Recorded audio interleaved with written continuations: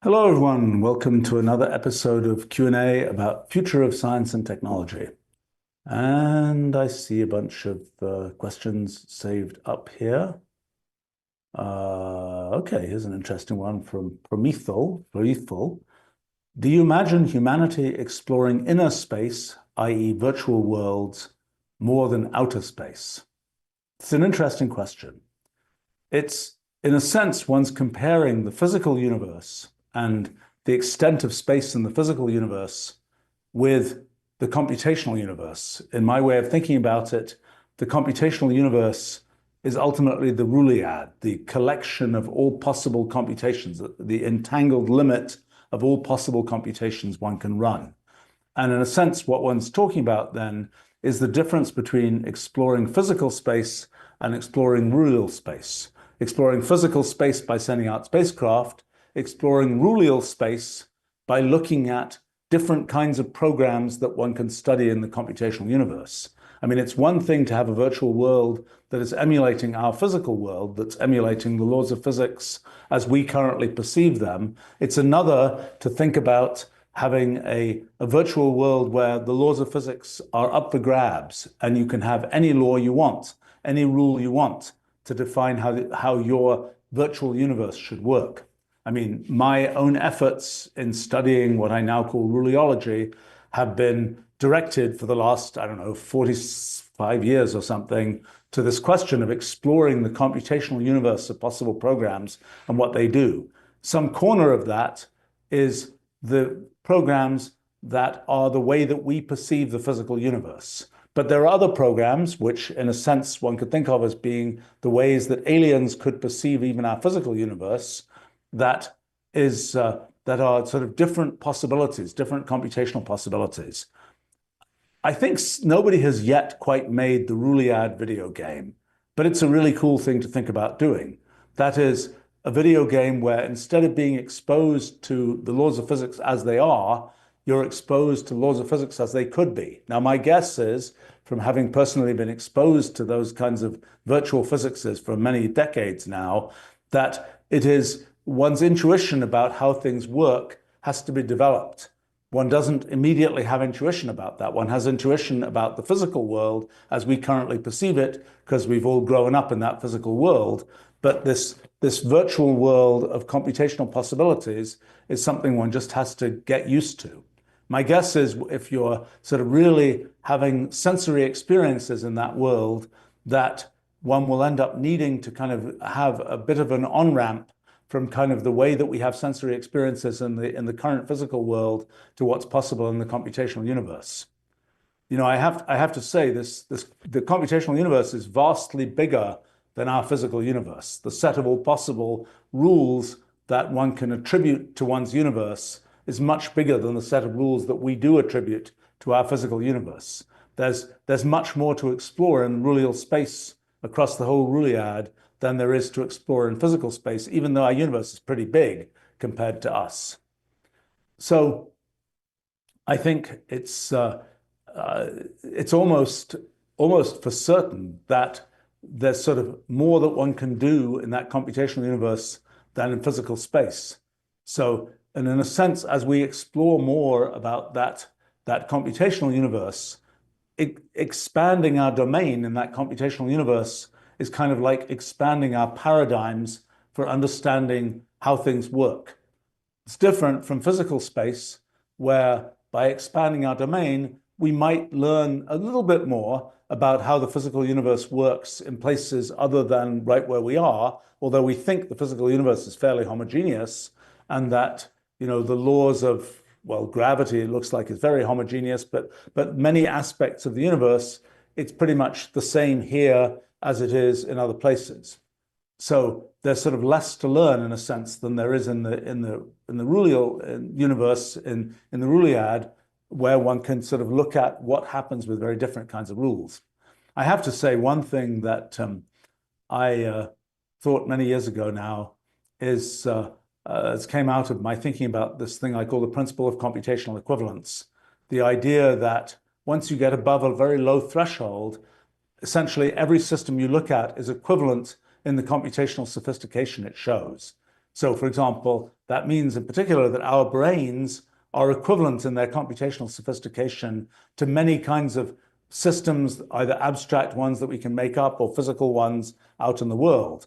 And it's kind of like you think about what's the relationship between a rock, which has all of these electrons going around in all these complicated patterns, and our brain, which has all of these electrical signals going around in all these complicated patterns. Can you draw a fundamental distinction between the electron activity in a rock and the electrical activity in our brains?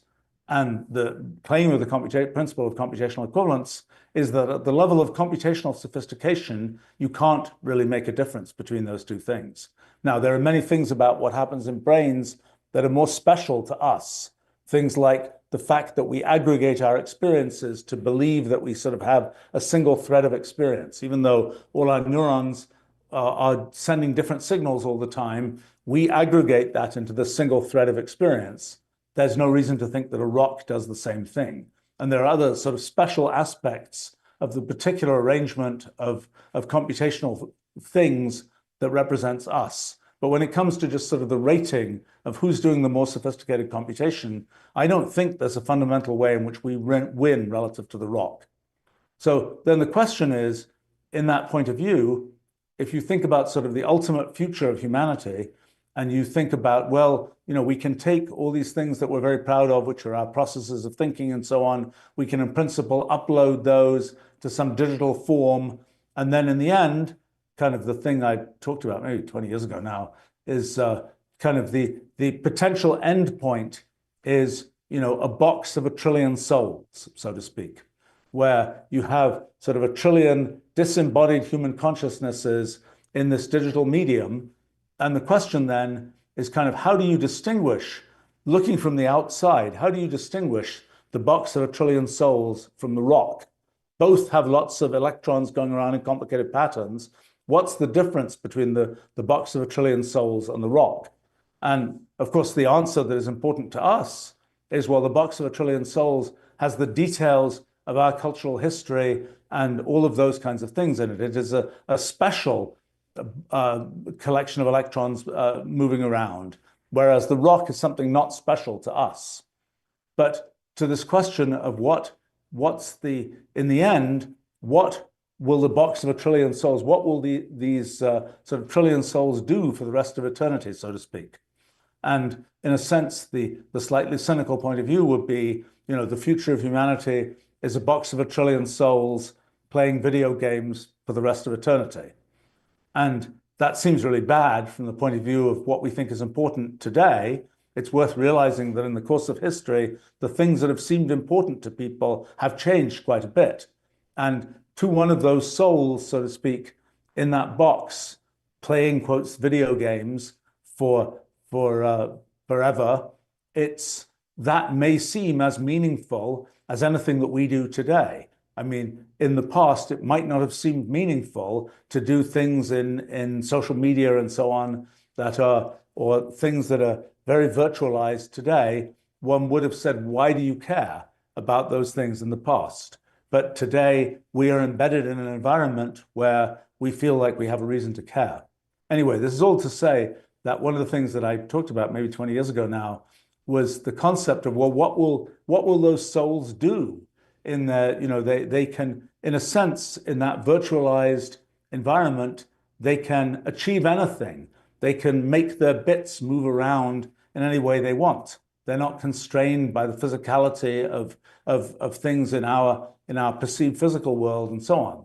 And then the question is, well, they can explore kind of the things about the physical universe. But when you finish doing that, where are you going to go? Well, you're going to start potentially exploring things in the computational universe that are not things realized in our physical universe in the way that we perceive it, at least, but they're things that are in principle possible. And so I suppose the thing that kind of made me pause, in a sense, was the thought that sort of the future of humanity is sort of those future instances of our consciousness kind of exploring the computational universe for the rest of eternity.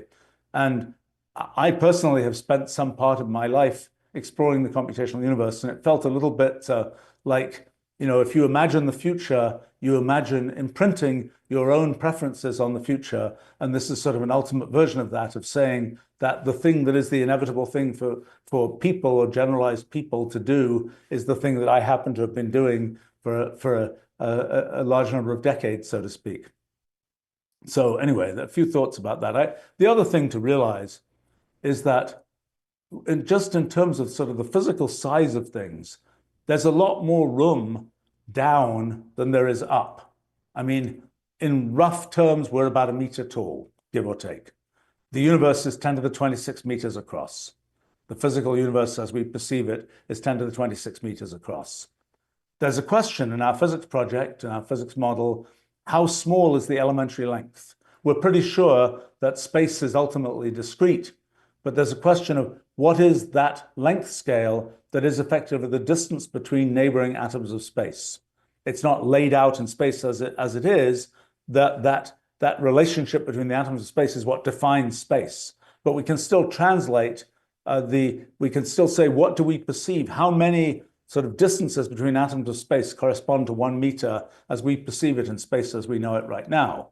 We don't know the answer to that. It's something we'd really like to know the answer to. It's something where I'm hoping in the next few months, actually, to really try and define some experimental ways of exploring, what is the discreteness scale of space.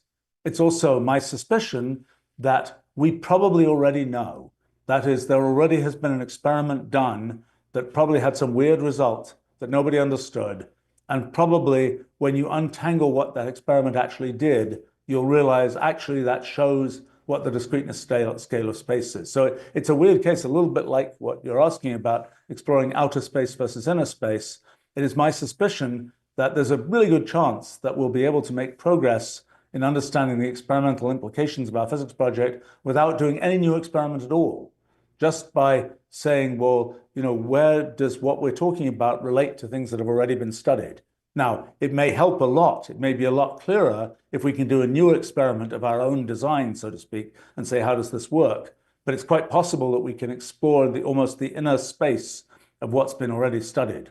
But in any case, we don't know the elementary length, but there's some vague reason to think it might be around 10 to the minus 100 meters. So that would mean that there's from our size up to the scale of the universe is 26 orders of magnitude. From our size down to the elementary length is 100 orders of magnitude. So there's a lot more room going down than there is going up. If we're saying, how can we encode a lot of computational activity, we could in principle encode that in this very microscopic stuff more than we could encode it by building a computer that's the size of a galaxy, for example. In a sense, it should be much easier to build that very tiny thing that makes use of things that are the size of protons or something than to build the computer that sort of spans the solar system or the galaxy or whatever. Now, one of the things that's a feature of physics is that to probe very small length scales, you effectively need very high energies. That's a feature of the uncertainty principle in quantum mechanics and so on. So there's sort of the question of, well, what would it actually take to build, a computer that makes use of things that are happening at the scale of things inside a proton or something. We certainly don't know how to do that at this time. And the best we can do to sort of probe what's inside a proton is to bash two protons together at very high speed and sort of see what happens when they hit and see what pieces kind of come out when they hit. That's kind of like the approach to making a clock, where you say, I just take random pieces of metal and throw them at each other, rather than I create something with lots of gears and so on inside it. So a few thoughts on that. I think in the nearer term, this question of, do you want to go to the moon, or do you want to kind of explore virtual reality of things that might be possible? I mean, I think there's just a lot more kind of aspirational value to going to the moon than there is to exploring sort of the inner space of what's possible. Personally, I have found exploring the inner space of what's possible really exciting, but I think that's probably a minority opinion, at least at this time in history, relative to the aspirational value of, look, I can go to the thing that I can see far away in the sky type thing. But I think in in terms of what one can learn from science, there's a lot more to explore in rulal space than there is in physical space. And I think it is a much, much easier thing to explore more broadly in rulal space. And it's really a worthwhile thing to do. And it's what I've spent some significant part of my life doing, and what I've spent a lot of effort building the tools to make easy to do. It's a lot, from my point of view, it's a lot easier to build out a giant tower of technology in Wolfram language than it would be to build a spacecraft to make it actually work. At least that's my point of view. Other people might think differently about that. But even though the number of moving parts in the kind of large software system that is Wolfram language is very, very large, actually very large compared to anything that you would build as a physical object with moving parts. But still, it seems to me a lot easier to just, sit in one's chair and type things into one's computer and have CPUs and GPUs running things than to be, strapped in a rocket and exposed to lots of forces that we humans were not really evolved for. Let's see.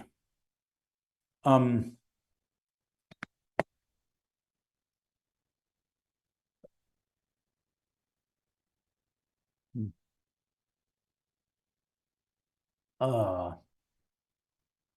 a question here from Max. Could the spin of electrons lead to a communication system? So, well, there's a whole field called spintronics that is sort of a generalization of electronics. Electronics is about moving electrons around, having electric currents that are flows of electrons, or electric potential, which can be thought of as sort of accumulating electrons in one place rather than another. But electrons, in addition to being, well, what appear to be point particles, I don't think they really are point particles, but let's say they have a place and they also have a momentum, but they have one other attribute, which is they have this thing called spin. And from a large scale point of view, we can think about spin as being like, oh, the electron is spinning around on its axis. That picture of the electron spin is very it seems very mechanical. It's only partly useful, I think, in terms of the intuition about what's really going on. But one can say that there is a definite direction associated with this attribute that we call spin for an electron. What it means to have a definite direction in a case where we're dealing with quantum mechanics and you have only this one moment when you can measure, is the spin up or is the spin down? Is the spin aligned this way or that way? You don't get to sort of probe it many times. You just get to say, okay, I can check it's this or that. And then you measure it, and then you've kind of forced it to be either this or that, whatever you measured it to be. And it's not something where in the macroscopic world, you can just have an object. You can say, I'll look at it once, I'll look at it twice, I'll look at it any number of times, and you'll sort of see the same thing every time. In the sort of quantum world, it is by making that measurement from the point of view of our physics project, you're picking a particular location in branch Hill space. You're picking one of the possible outcomes of what could have happened with that electron. You, as the observer, have just are at a particular place in branch Hill space, and so you're seeing the electron in that form rather than in a different form. But in any case, so there is this attribute of spin in electrons, and when electrons scatter against each other or scatter against an electromagnetic field, electric field, magnetic field, whatever, it can change the spin. Well, this question of whether you can, can you communicate using spin? I think spin is a very quantum mechanical phenomenon. And so as soon as you're sort of using it to do things, you're sort of throwing yourself into quantum mechanics.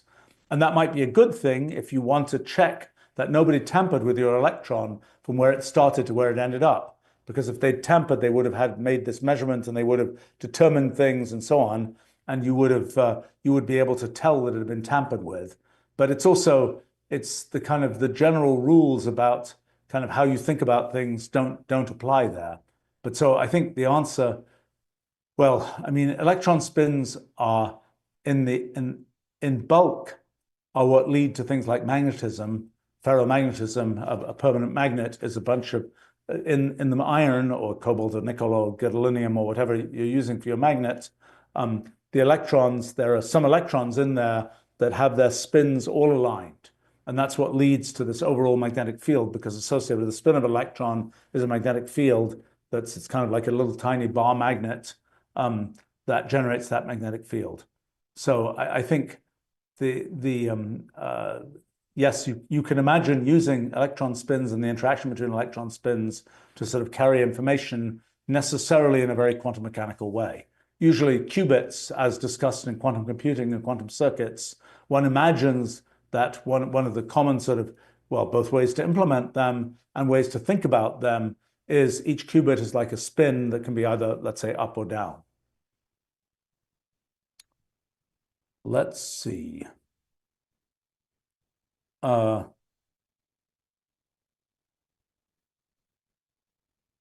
see. Intensi is asking, how would we evolve to live in space? Would we even evolve without going into space?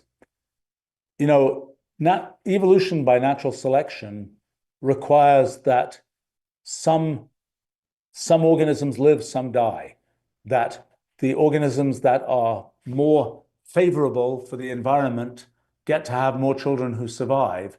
And that means that more of the genes that lead to whatever it is that makes those children survive, be produced and survive, those genes will become more prevalent in the population. You know, if we have a Mars colony or something at some point, and there are people who kind of grow up on Mars and so on, you know, if we are sort of, if it's the case that I mean, there'll be all kinds of, no doubt, strangely different medical issues to do with different gravity levels, to do with, well, assume one can shield the radiation and so on. But I wouldn't doubt that we would experience things that the kinds of issues we know in microgravity in space. They're all in orbit around the Earth, for example, where you're constantly sort of falling and you're therefore weightless. You have essentially zero gravity. You know, the way us humans were not built for zero gravity, so to speak. And all kinds of things like our muscle mass decreases, I think our immune system function decreases, all sorts of things like that. For sometimes known reasons, with the muscle mass pretty obvious, you're not you know, unless you put effort into it, you're not exercising your muscles in the same way as you do supporting yourself against the force of gravity. The other ones maybe not so obvious. But this question of sort of, would the humans on Mars evolve? Well, you know, only if there is sort of preferential survival of ones that are more Martian suitable than others. I think that's so it's kind of a sort of it's always an irony. I mean, even Charles Darwin pointed this out, that, you know, the struggle for life, as he called it, that this thing that is sort of things fighting with tooth and claw, I think he talked about, from that sort of kind of ugly war of creatures, so to speak, emerges the thing that we think is really cool, which is higher organisms and humans and all that kind of thing. And if we don't allow the tooth and claw, so to speak, then we don't get evolution by natural selection in the same way. We might get, if we chose to modify our genetics and engineer our genetics, then yes, we can get evolution, although it's a different kind of evolution. You know, in animals we often do breeding, on plants we often do breeding where we're picking, you know, what gets to mate with what, so to speak, from the outside. We can sort of go more extreme and just say, okay, let's just pick the genome. We can't do that yet, but one suspects that eventually one will be able to do that. It's a very complicated issue and a complicated ethical issue of if you can pick the genome, you know, you are creating a human like all of us, so to speak, but you are creating a human. I mean, we have some control over the humans we create, so to speak, when we, you know, choose to have children, not to have children, whatever else. But by the time you actually are deciding, okay, my child is going to have this particular, you know, sequence of base pairs, that's a higher level of control than we've understood that we could have before. And it raises all sorts of very thorny ethical issues about sort of, given that you have that control, what do you do with that control? In some sense, it's easier from an ethical point of view in some situations to just sort of say, well, nature will take its course, and it's not like there's a human choice being made that we can be ethically concerned about. It's just that's what nature is going to do. Let's see. Well, um, somebody's noticing that I have probably the same shirt as I had last time. I think it may be a different actual shirt, but I'm not sure. This is what I'm not in my most natural habitat here, so that's likely to change. Okay, let's see.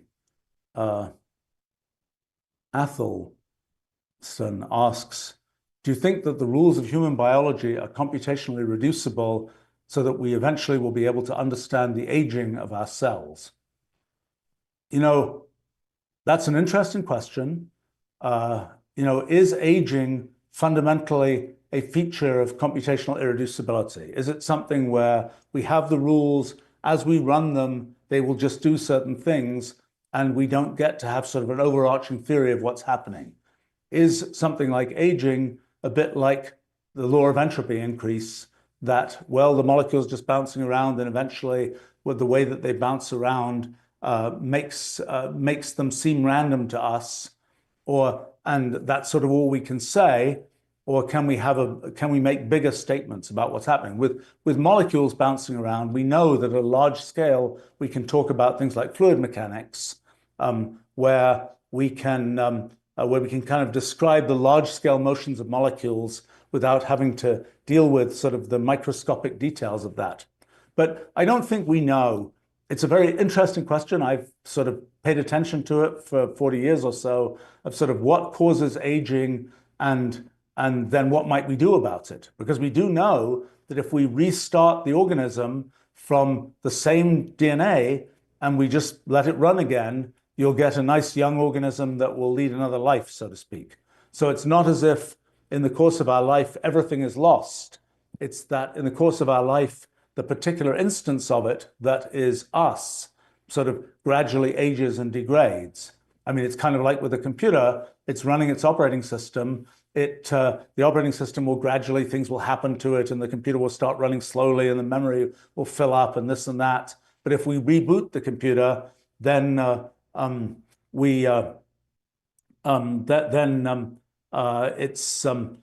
it's kind of started from the same genetic material again, and it's good as new, so to speak.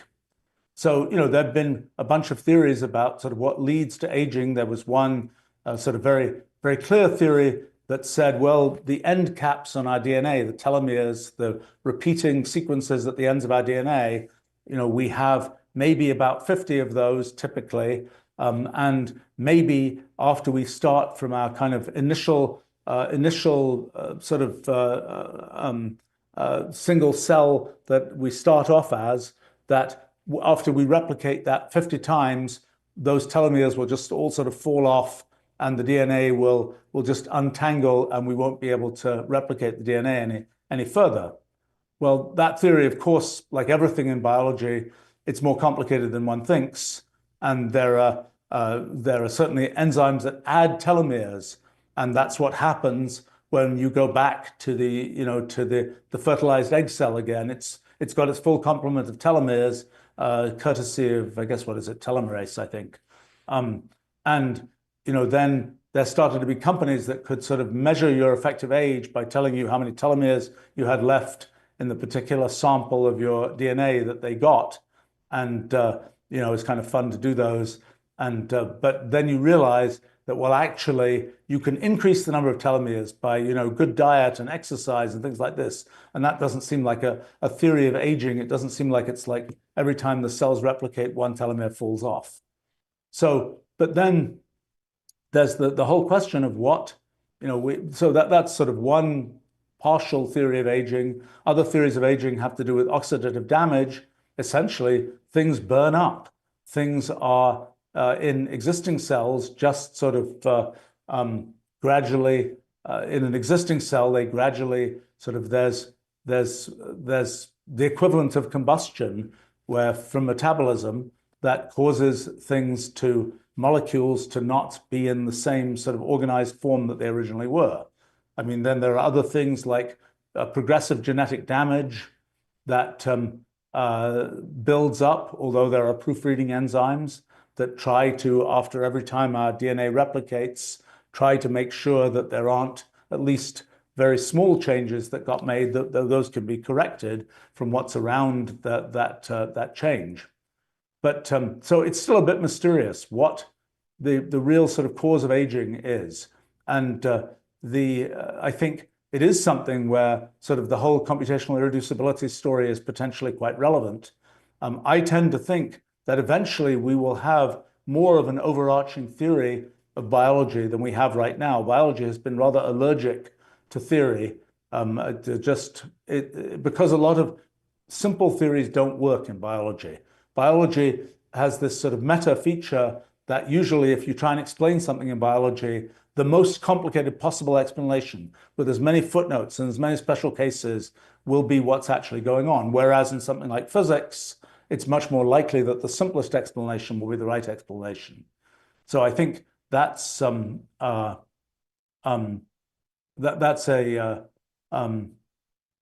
that's something to realize there. But I think it is I do think that sort of the problem of aging is probably solvable.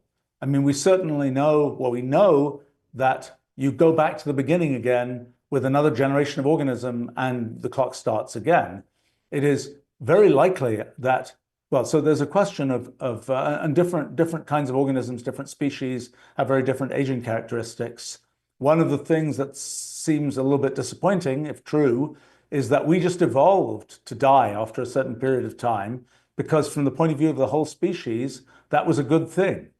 It might not be a good thing from our individual point of view, but in a sense, if every member of your species is immortal, but they all get a bit slower and so on, eventually it's kind of like forget problems of social security. You've got the infinite version of that, of the young are always sort of, the young and agile are taking care of the old and just sort of hanging around. Or alternatively, another thing to say is it could be the case and that, the organism that learns something when it's very young and then it lives for a really, really long time, it's like, I know everything I need to know. I never need to learn anything new.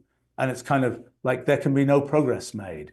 And for all we know, sort of aging is an evolutionary adaptation that is kind of the thing that makes progress possible.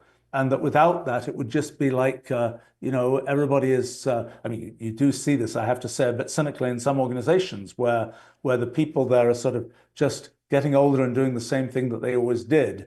And it takes the young to come in and change things. It isn't always the young who change things. That's a bit of an illusion, I think. Maybe I'm just speaking as an ancient person, but it is not my impression that sometimes the young say, I'm embedded in this environment, this is the only way it can be.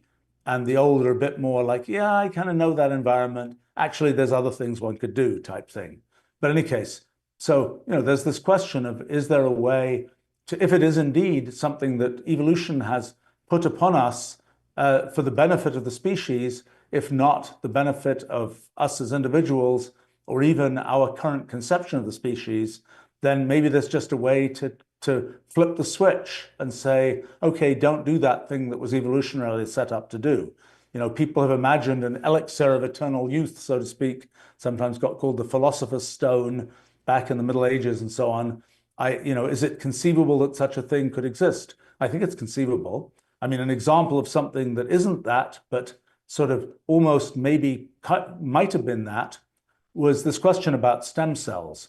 So, in a human, for example, start from one cell, it divides, it keeps on dividing. Eventually, it differentiates into cells that will be heart muscle and brain cells and skin cells and so on. And that process of differentiation, I think there's like 12 or 13 levels of differentiation in us humans. We don't have that many types of cells, a few thousand types of cells in the end, lots of copies of each individual type. But the that process of differentiation, it was thought that the only way you can have a pluripotent stem cell, a stem cell that can turn into any other kind of cell, was to sort of restart and have the new generation and the fertilized egg cell or fetal cells or whatever else. But then it was discovered, what was it, maybe 15 years ago or something now, that there was just a way to essentially erase the memory of what a cell was supposed to be and take something like a skin cell and reprogram it to be a stem cell. Doesn't always work perfectly. It's a sort of a question of, does that erasure of memory, does it really work, or does the cell somehow in some corner sort of remember that it was a skin cell? And is its genetics really stable, or when you've done that erasure process, does that make the genetics somehow start splitting out and making tumors and things like this? And you might have thought, well, let's just revert our cells all to be being, lots of cells to be being stem cells. That's a really bad idea to do in general, because basically then everything would turn into a tumor, basically. But the possibility that one could build from stem cells, one could build cells that can replace cells that exist, specific kinds of cells that exist, that's a real thing. And big successes recently with pancreatic beta cells for curing type 1 diabetes. Some success, I think, with cardiomyocytes, muscle cells for the heart.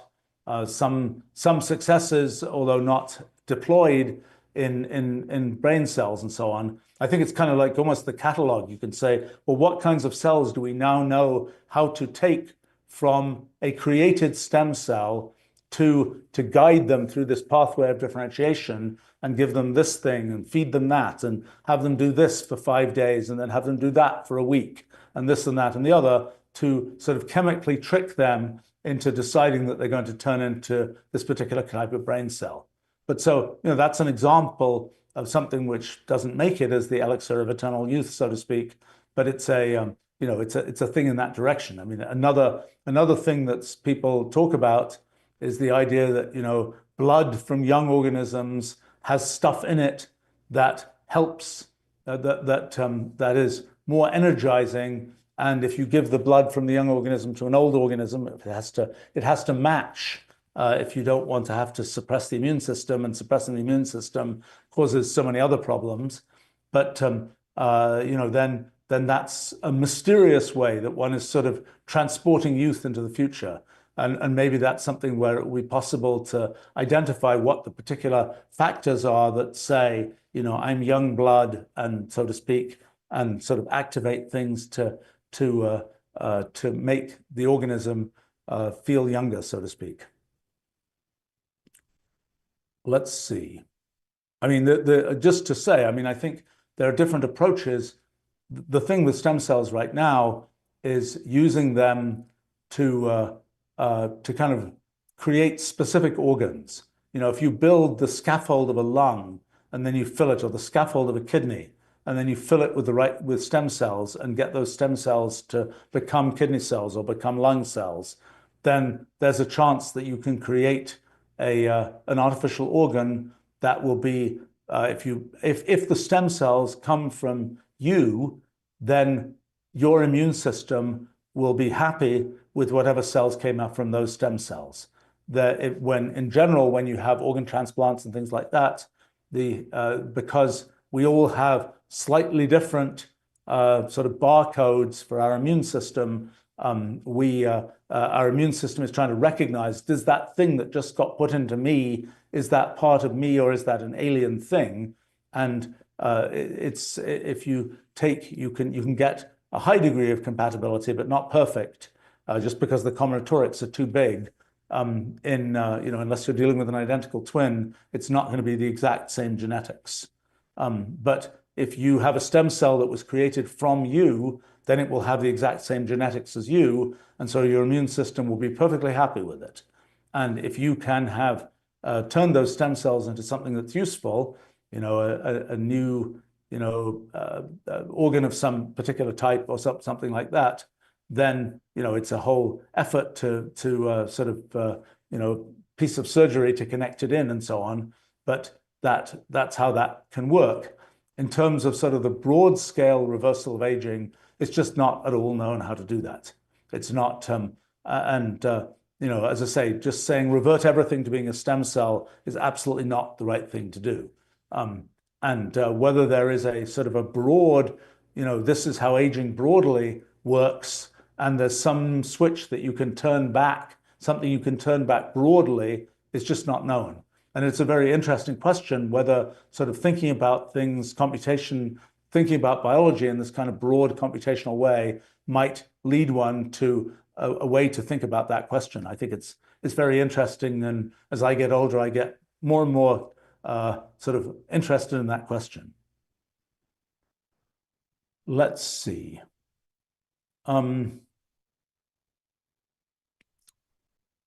Well, there are a bunch of questions here about AI and LLMs. Let me see what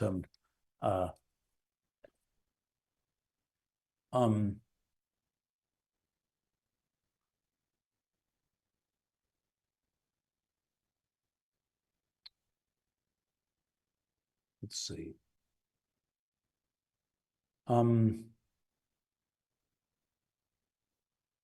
Boy.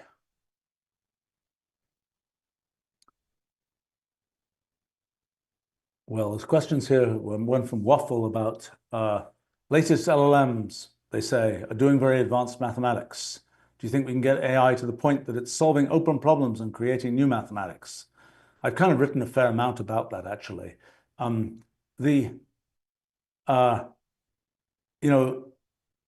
very advanced mathematics, yes, they can write something that seems like a math paper. When you start to dissect it, it often falls apart. You have to be pretty lucky to end up with something that really follows through and means the right thing at the end. It's my analogy for this, well, sort of what's happening in machine learning is kind of like it's building something like a stone wall. It's got a bunch of rocks that are certain shapes that it can sort of pluck out of the computational universe, and it's assembling those to try and build up what you ask it to build. And that's something that works up to a point, but it's hard to build a skyscraper out of random shaped rocks and so on. The thing that, in general, sort of, can you build sort of this whole chain of mathematical reasoning and so on and expect the skyscraper not to fall over? Well, only if you do it in a precise formal way. And what we've built with Wolfram Language is that story of being able to do computation for mathematics and many other things in that sort of precise formal way, and being able to build that tower sort of as tall as you want. And I think this question of whether sort of how AI helps with that, one thing that actually I'm about to start really trying to push on is, well, it read the literature. It read 1 million papers. And so it has sort of a broad idea, a broad sort of vague understanding of sort of how things fit together that could be very useful to us. I feel like I have a broad understanding of how things fit together, but it knows a lot more detail than I do. And I think it could potentially help in sort of defining, if I give it a rough direction, being able to fill in kind of a little bit more detail so that one can know in what direction to go. I think there are questions about sort of, if you're proving theorems in some formal way, can you get the AI to sort of pick the steps you choose? I'm skeptical about that one. I think that AIs do well at sort of human-like tasks, like saying what's a plausible next word or next sentence for this essay, or what's a plausible thing that somebody writing this math paper would say next. When it comes to these much more austere and very non-human things, like a long automated proof, they're really kind of lost in that case, at least in what I've been able to figure out so far. And I think the thing to say in general is, the current generation of sort of chain of reasoning AI models, of which DeepSeek is the big excitement of the last couple of weeks,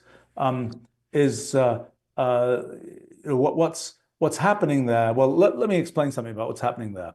The sort of the thing that is interesting and surprising is that it seems like the AI is kind of planning, and then it's going through and it's trying various things. And if something doesn't work, it backs up and it tries something different. And it seems like it's really doing a very human-like exploration, thinking exploration, so to speak. It even has a little tag called think that means that the thing that it's producing now is its inner thoughts, so to speak. But one of the things that's true right now is that right now the way the system works is it's making a plan and then it's trying to execute on that plan, and maybe it'll go back and forth in parts of that plan, but it's sort of already made the plan. It isn't kind of looking around as it progresses through the plan and saying, well, let me look at this piece of computation here and change the plan based on what happened from that piece of computation. I mean, I will say that I think that the idea of making sort of a chain of reasoning that is many steps long, if you can't turn those steps into something hard and computational, it just won't work to have a large number of steps assembled one after another, because as soon as something's gone wrong at one step because it's a bit mushy, the whole of the rest of the tower is going to topple over.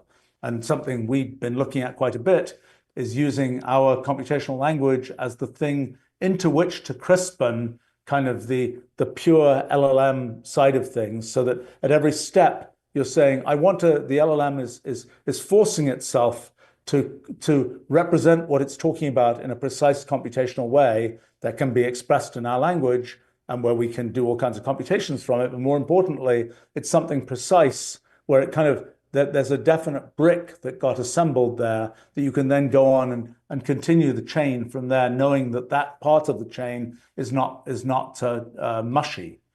So I think that's now, I think in the future, sort of this interleaving of kind of LLM neural net type activity with computation is really sort of the winning combination.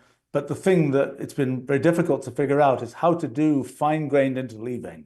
The typical interleaving that one does right now is that the LLM will keep going and eventually it will decide, okay, I need to call Wolfram language or Wolfram alpha or something, and I will generate some text together with a stop token, and it will just, the text will sort of say, okay, send this stuff to Wolfram language. And then the LLM will stop and some external harness will pick that up and say, okay, I see what I should send to Wolfram language. It will go and send it. It'll get a result back. It'll then it'll read that result, and then it'll treat that as part of what was in its context from before, and then it will keep going from there and make a conclusion. I mean, there are a couple of technologies. One is RAGs, retrieval augmented generation, where you're saying basically do a search in a collection of documents for things that roughly match some particular query that comes into the system. And then you're saying, okay, I know based on that query and based on the search I've done, here are 100 things that you, the LLM, might like to think about. And that's then very useful for what the LLM produces after that. It doesn't have to know everything itself. It just got essentially prompted with 100 things it might think about. And for example, our Wolfram Notebook Assistant that came out a month or so ago now it has a lot of technology around that kind of thing built in, where depending on what you've asked about, it will be sort of hinted. It will essentially have read the documentation and so on, and it will get hints about, well, you might want to think about this or that. But so this notion of retrieval augmented generation, where you're retrieving things from existing documents, that's one thing. The thing that we're really able to do a lot with is computational augmented generation, where instead of there being a fixed thing where you're looking up something that matches a fixed document, you're instead saying, I've got this thing that I produced as an LLM, now go and compute from that, and sort of an infinite universe of things you could compute. You get back the result of the computation and you use that to augment the future generation that you make. But I think that the emerging story will be one of sort of computation and AI kind of hand in hand, the sort of neural net approach with training and so on, together with the kind of computational approach that I've spent, well, the last 45 years developing, of representing the world computationally. It's different from a programming language. A programming language is, C, Java, Python, whatever, is about kind of representing what goes on inside a computer and letting us sort of tell the computer in its terms what to do. The whole idea of computational language and our Wolfram language is to represent the world computationally, to represent, cities and chemicals and graphs and images and so on in a computational way, in sort of the way that so that we can represent things in the world computationally and manipulate those things in some precise sort of abstract way, not just writing programs, so to speak, for the innards of the computer, but representing the world in a precise way. And I think that's the thing that really opens up the possibility of kind of sort of going back and forth between the neural net that has its kind of rough, kind of pattern matching based way of thinking about the world and this sort of formalized way of thinking about the world where one can sort of build whole towers of reasoning and so on. Let's see.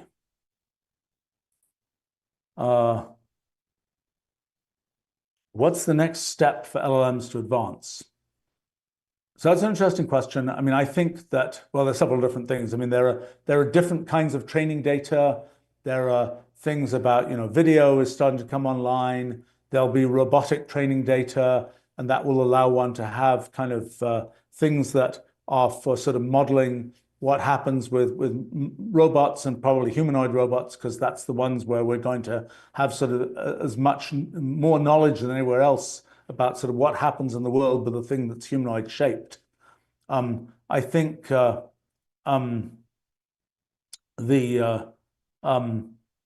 one kind of thing. Another kind of thing is, well, we were all surprised by ChatGPT. We were all surprised that it turned out to be easier than we expected to produce fluent essays that kind of coherently made sense over quite long stretches. And, we kind of thought that human language was something more special than that. We knew that human language had certain grammatical structure. People who've been doing computational linguistics since the 1960s have known that, it's sort of thought about language as, noun, verb, noun, et cetera, et cetera, et cetera. Subject, verb, object in English, all those kinds of things. What we sort of realize now is, in addition to the rules of grammar that tell us sort of syntactically how to put sentences together, what part of speech follows what part of speech, there's also kind of the idea of the semantic grammar of language, what concepts fit with what other concepts.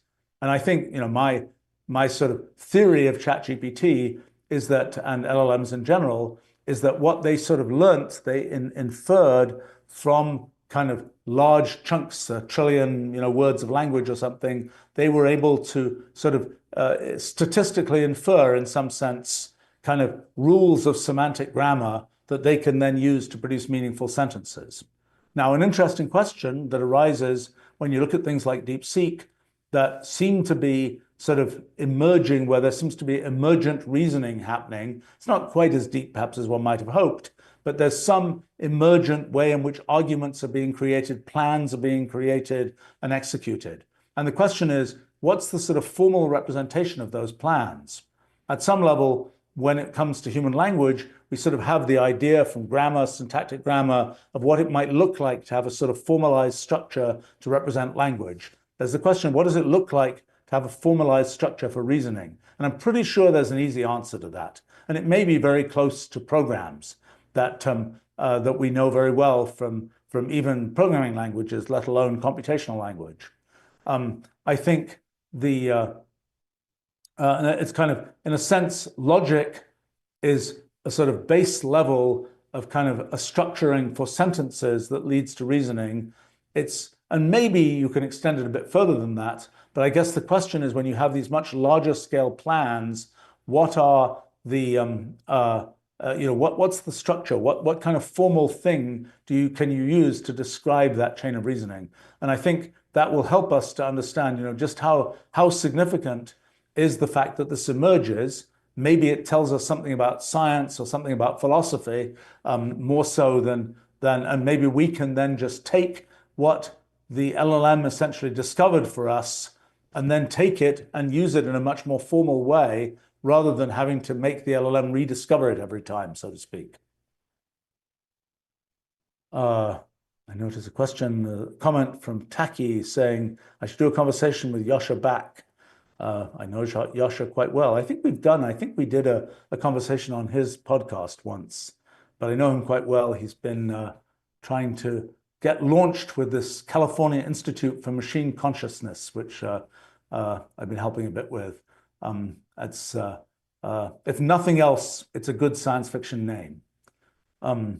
And one sort of imagines well, I kind of imagine it at some level as a place of experimental philosophy, so to speak, where it's kind of like you've got this, you potentially have sort of the artificial brain on which you can do philosophical experiments.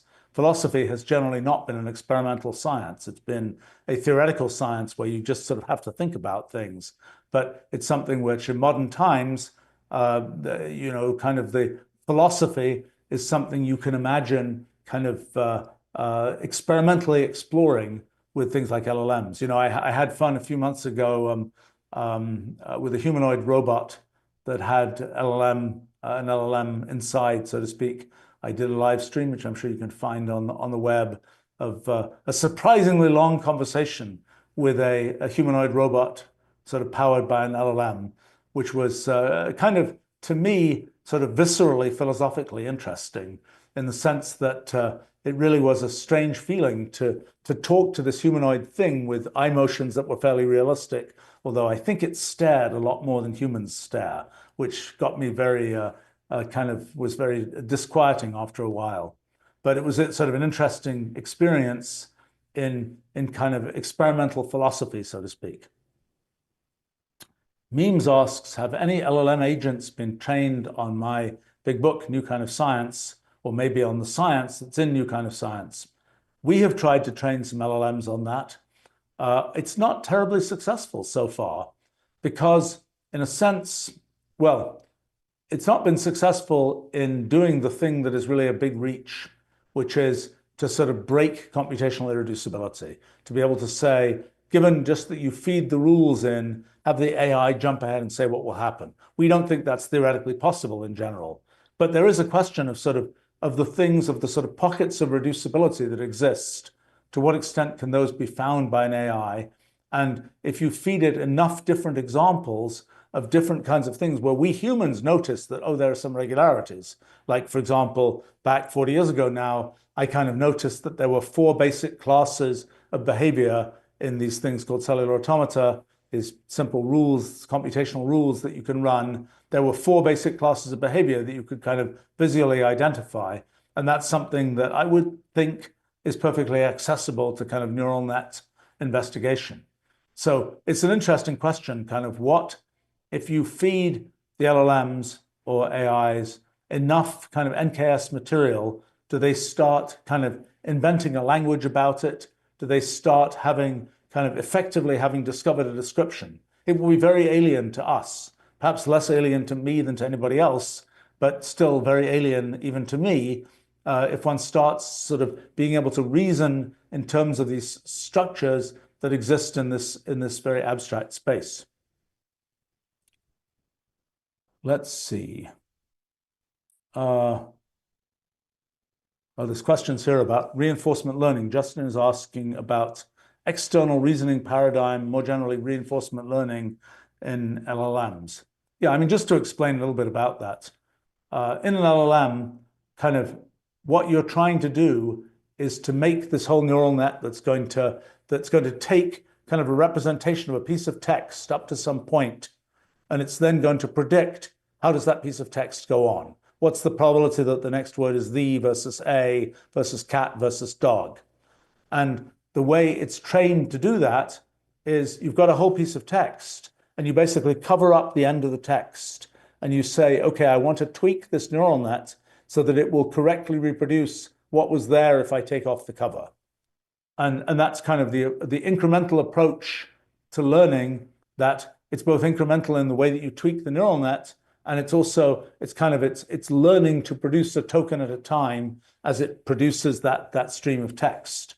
And typical LLMs, you just explicitly see them writing out one word at a time. That's not just done for effect. It's done, sometimes it is a little bit done for effect, but a large part of that is just, it is generating those words sequentially. And just like we do probably, I'm not sure that I have a plan for what my next word is going to be. It's just that the mechanics of my neural net successfully produces the next word. So is it with an LLM. Okay, so the idea of reinforcement learning is to do something a bit more global, to say, okay, let's look at the whole thing that came out, the whole essay that came out, the whole answer to that question, the whole math problem it did, whatever else, and say, is that right or wrong?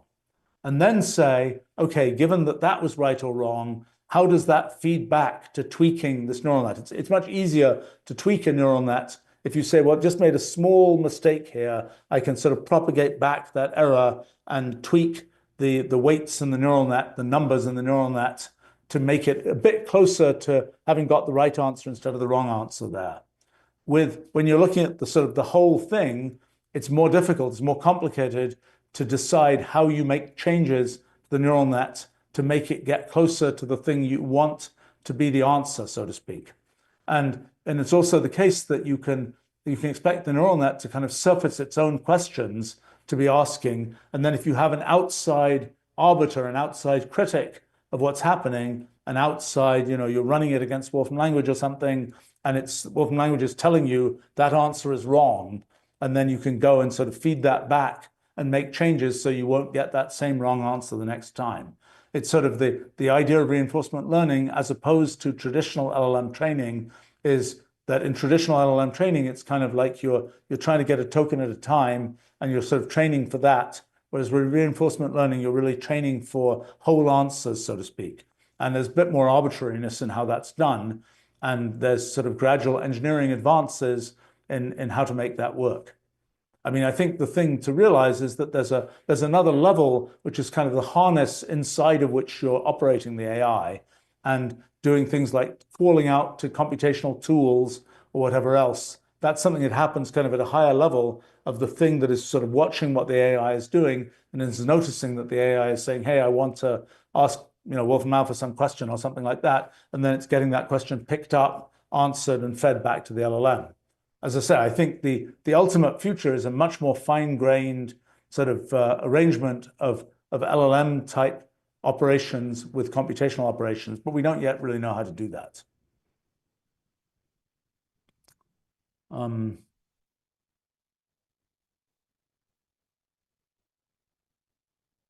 There's a question here from Twitching asking, how many years away do you think we are from gray goo, self-replicating nanomachines? So was a scenario from what must have been the 1990s.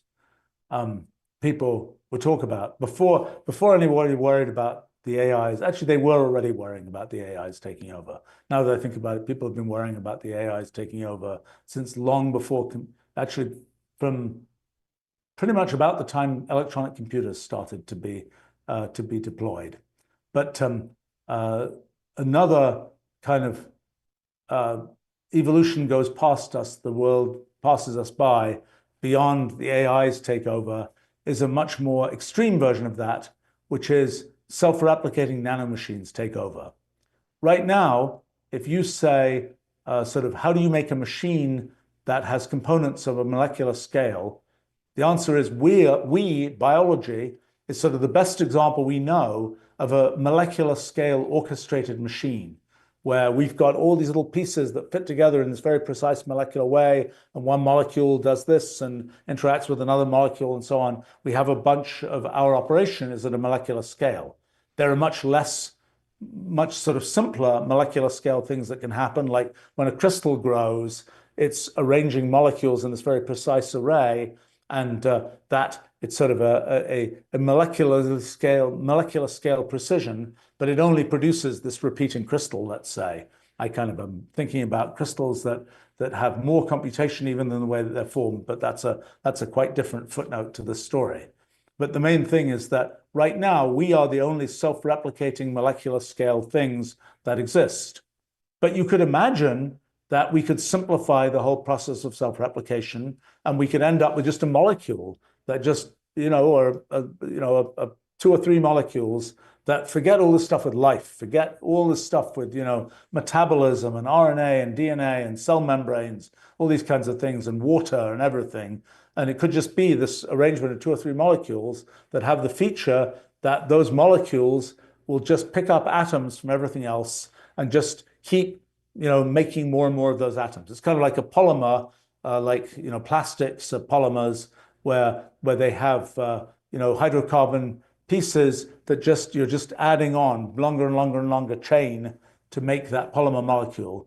And the question would be, could you make kind of a thing that is a more complicated thing that would sort of polymerize the whole world, where you would turn everything in the world, all the atoms in the world, all the carbon and silicon and oxygen and so on that exists in the world, could you have this little nano machine that could be just a few molecules that would somehow just sort of eat up the world and turn it into itself?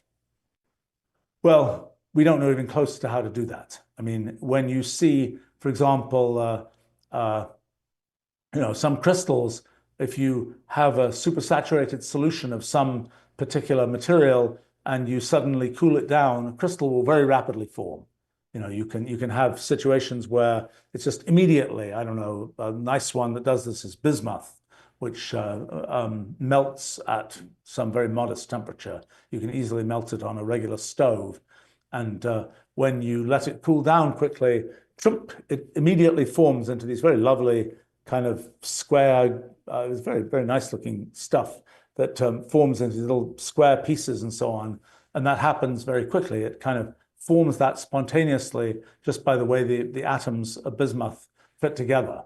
And so the question would be, could something like that happen? Could you have sort of a gray goo? Its very name of gray goo kind of says, well, it's all over if the world starts getting eaten by this sort of polymerizing kind of critter that's just replicating copies of itself. We're not close to that. In fact, the whole enterprise of nanotechnology that was pretty popular in the late 80s, early 1990s, unfortunately came upon hard times.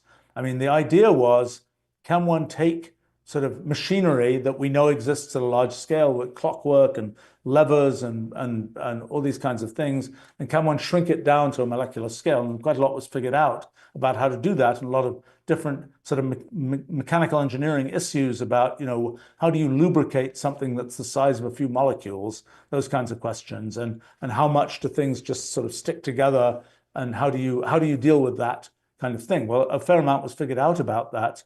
And in the US, there was some government initiatives of, let's fund nanotechnology and really make that a big thing. Unfortunately, I mean, what really happened, maybe I'm being a bit too cynical here, is that there was sort of an inter-scientist kind of rivalry between folks like chemists and material scientists, who, after all, have been dealing with molecules in their ways for a long time, and the nanotechnology crowd that was dealing with molecules their way. And and in the end, it seems like what happened was the nanotechnology direction just sort of got stomped on by these existing fields, and it really hasn't been pursued.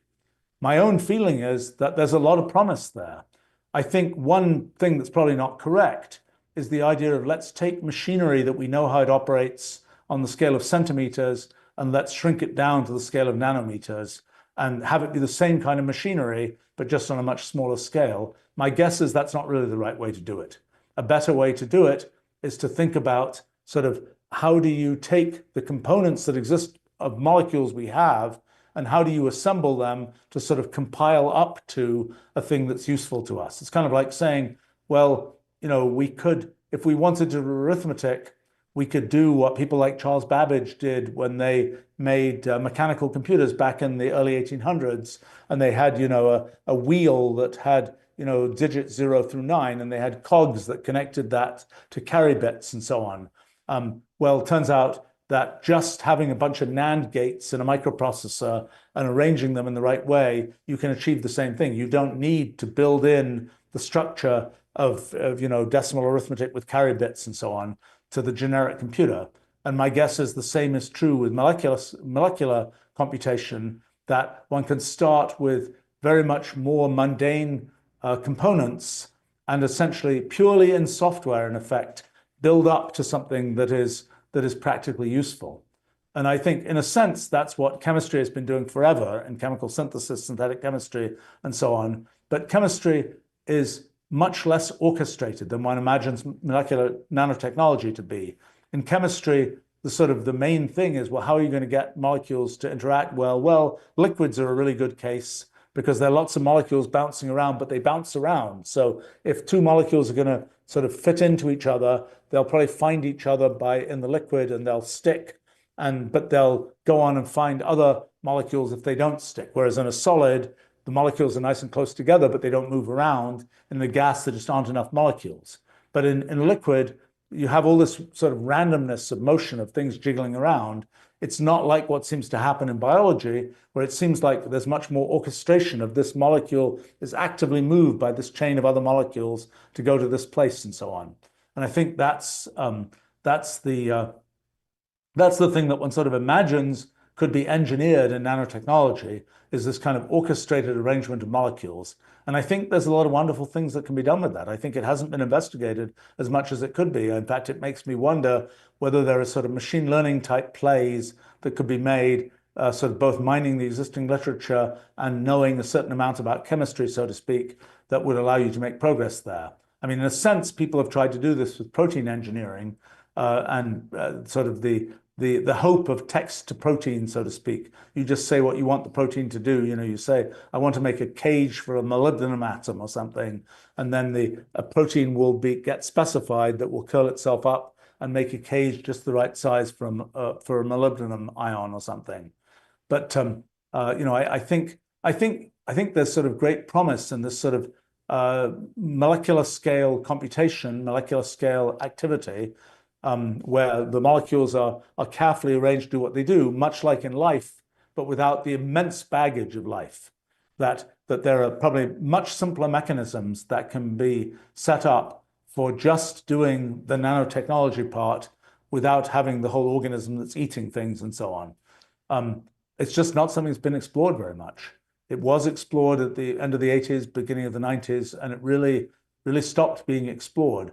And I suppose protein engineering, which is a recent thing that's been discussed in the context of machine learning, is a little bit an outgrowth of that.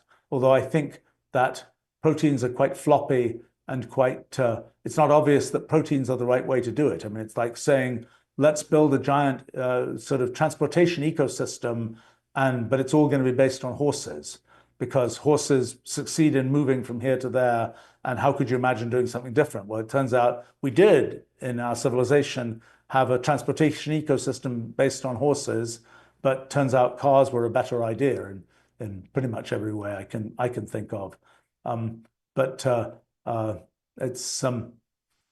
think it's the same thing with nanotechnology. We can kind of try and piggyback on biology by using things like proteins, or we can just go back to sort of first principles and see how to build things just directly out of molecules. Let's see. Well,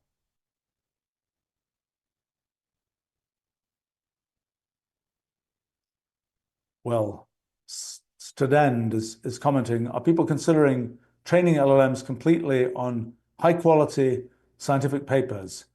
The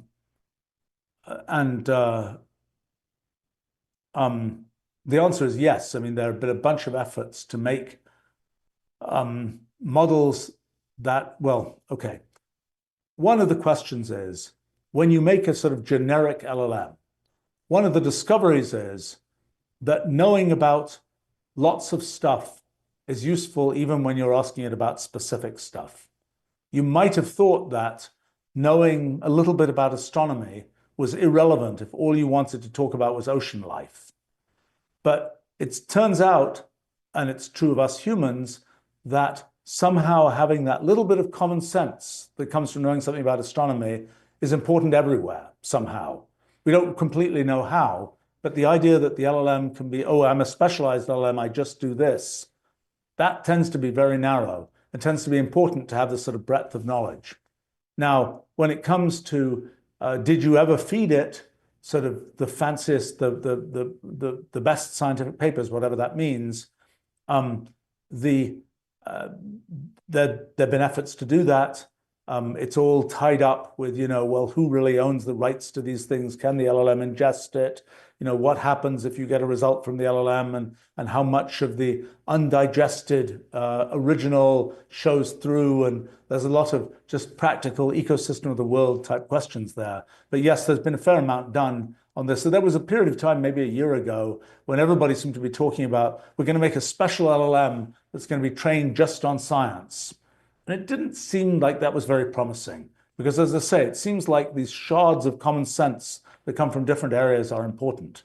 But just having it know about lots of kinds of scientific papers, a lot of the high-end LLMs already know that and have been trained on large corpuses of those things. And that is an interesting question. I mean, the thing that I'm about to really try seriously with the latest models is this question of, okay, I'm looking for experimental implications of our physics project. And that requires a certain amount of putting together of different things, of sort of trawling out of the literature certain things where I can't just search for it. It's a much vaguer question that I have. What effect does it have on a quasar if the dimensionality of space changes? That's a slightly there are little shards of information about that from different places. Can you kind of aggregate those together? And can you use that as sort of a tool for figuring out research? I do think that my experience so far, with not much effort at doing this, and it's become progressively more plausible to do this as the models have become more sophisticated and trained on better material and so on. But my initial take is that if you don't have any idea where you're going, you won't be led anywhere useful. In other words, if you try and pull the thing by the nose in some direction, it will walk in an interesting way, so to speak. If you just say, hey, go find me an interesting direction, it will only tell you things that you kind of already knew. It will just sort of it will revert to kind of the mean of what people have said before, so to speak. But we'll see. I'll probably know more about this in well, fairly short amount of time. All right, I think it's time for me to go to my day job here. But thank you for a lot of interesting questions, and I'm sorry I didn't get to lots of other interesting questions that were here. And I clearly need to change. I clearly need to have a wardrobe update, and I will perhaps do that by the time of my next live stream. I think I get to do another one next Wednesday. So we'll see. Check out the shirt for next Wednesday. All right. Well, thanks for joining me, and bye for now.